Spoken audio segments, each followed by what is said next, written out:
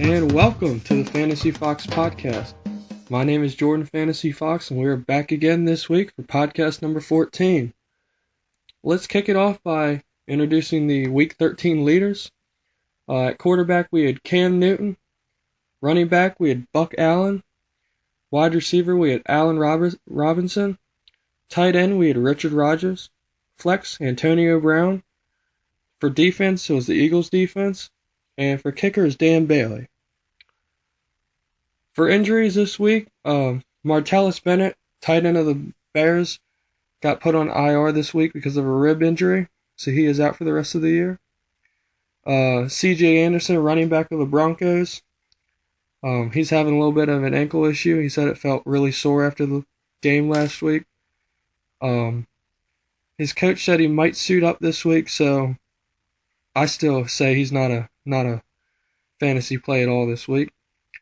And the big news this week, which definitely hurt me, I had him in two of my leagues, was Mark Ingram, torn rotator cuff. He just got put on IR a day or two ago, and definitely a huge loss for that Saints offense there.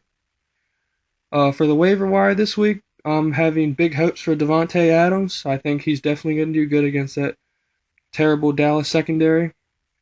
And the running back for the Patriots, James White, showed a little bit of flash of greatness last week, and I think that probably will show again out of him. Alright, this week's picks I got for quarterback number 1, Cam Newton, number 2, Tom Brady, and number 3, Aaron Rodgers.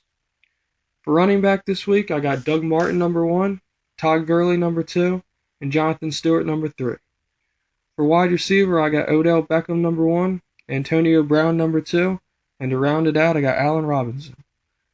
At tight end, number 1, we got Greg Olsen this week. Number 2, we got Travis Kelce. And number 3, we got Tyler Eifert coming back off that. They said it was a stinger in his neck. He's now listed as probable, and I'm expecting hopefully 2 or 3 touchdowns out of him this week.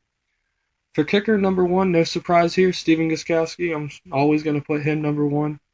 Cairo Santos number 2. And rounded out, we got Brendan McManus.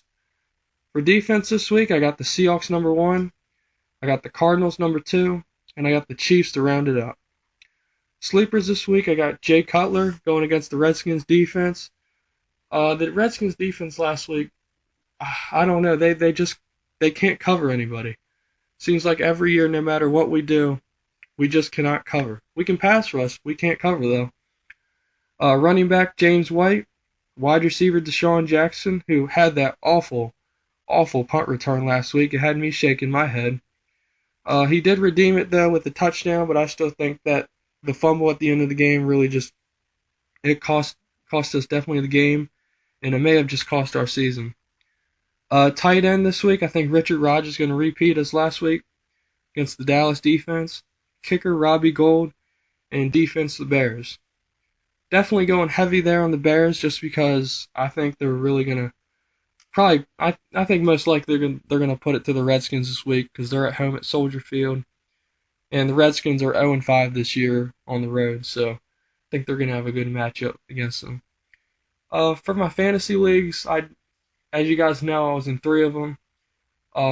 Really only one of them I made the playoffs in. It was the one I had 9 wins in that league. I was actually pretty decent this year overall.